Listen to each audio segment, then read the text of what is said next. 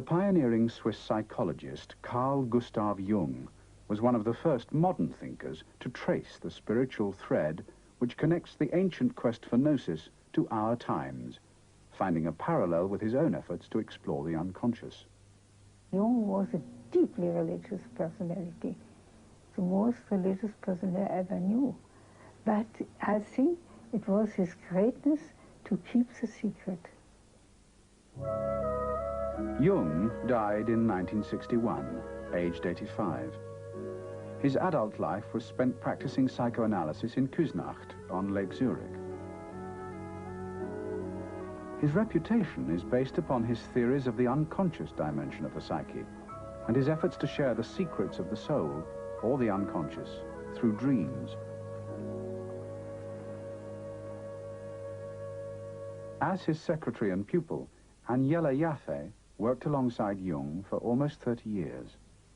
Jung was very much interested in all manifestation of mankind coming directly from the unconscious. Now, Gnosticism, or Gnosis, is not an intellectual wisdom, but a wisdom which was expressed by feeling, by the unconscious. But Gnosticism was something which gave an insight to the unconscious of man, how it functions. This wealth of images, pictures, visions, and so on. Therefore, he was very much interested. And also to see how deeply religious the unconscious is. Jung began to study Gnostic ideas in about 1910, while he examined the dreams of both private patients and those in mental hospitals.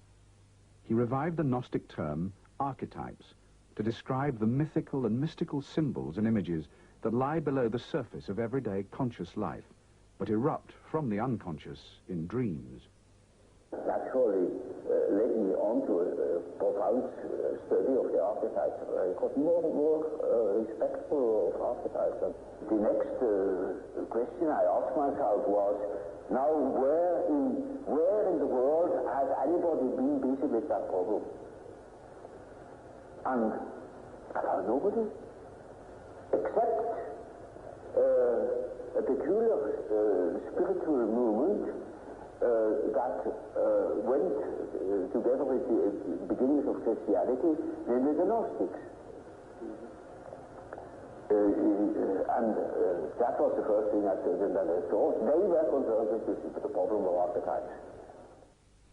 Jung was a Renaissance man of the 20th century, with a genius for exploring and embracing the most varied fields of religion and philosophy.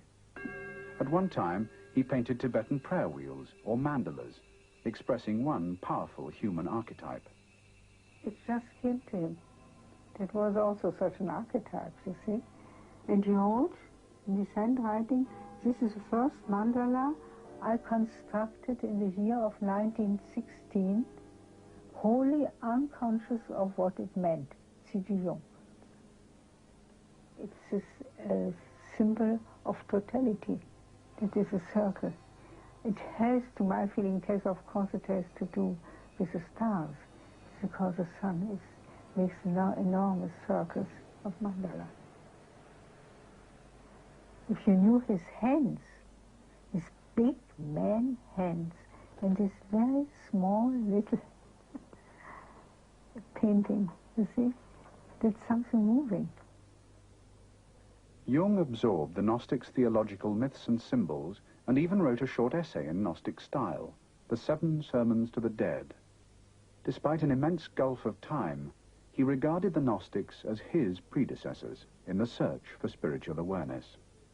They have lived in the 1st, 2nd, and 3rd century, and what was in between? Nothing.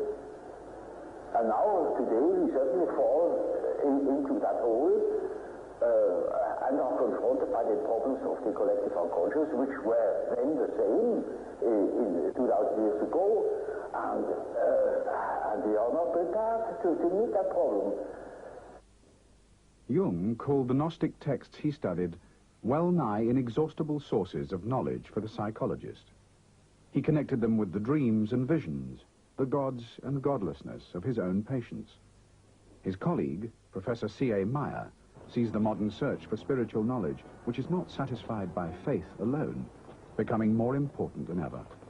Nowadays, the need for knowledge is ever so much more important than it used to be while we still were believers, because the majority of people nowadays are no longer believers. They cannot be told the old story time and again.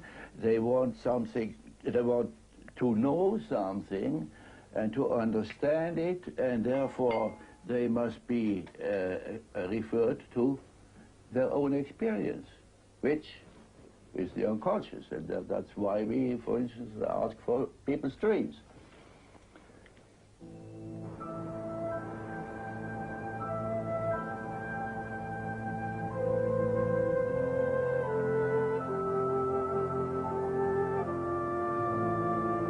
What we can observe with our patients is mainly that they suffer from the conditions of this planet.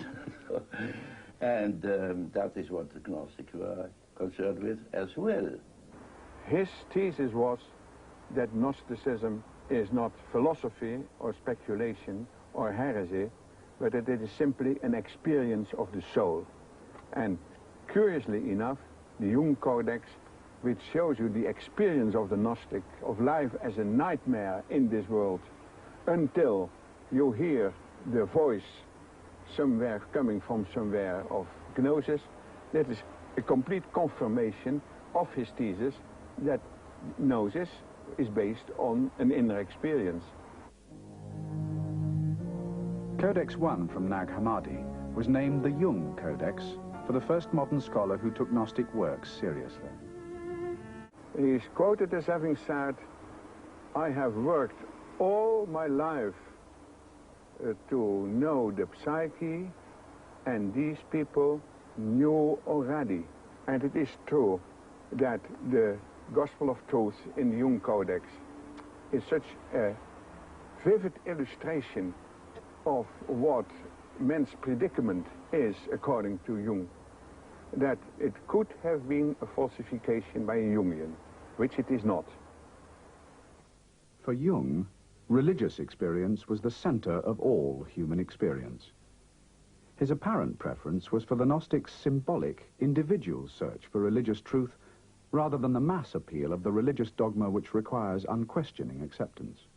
He was very in great awe to the dogma. But he said only fools touch to the dogma. But what is necessary is that we understand it now in a new way. Namely, not as 100% truth, but as a symbol. That is a great thing. That changes everything. What sort of religious upbringing did your father give you? Oh, we were Swiss. Jung created consternation at the end of his life when he gave an apparently Gnostic reply to the most obvious question about his religious outlook. And did you believe in God? Oh, yes. Do you now believe in God? Now? Difficult to answer. I know. I don't need to believe. I know. I was a secretary at this time. You cannot imagine how many letters arrived. They all wanted to know what he knows. What is true is that he never doubted that there is something which people call God. He never doubted. We can believe what you like, but to know that's something different. That is the famous phrase of his, you know, I don't believe, I know. But already in 1915 he had made a sort of concept of the world which used Gnostic symbols. He was one of the few people in the Western world who was familiar with Gnostic lore and who saw that they were important for our civilization.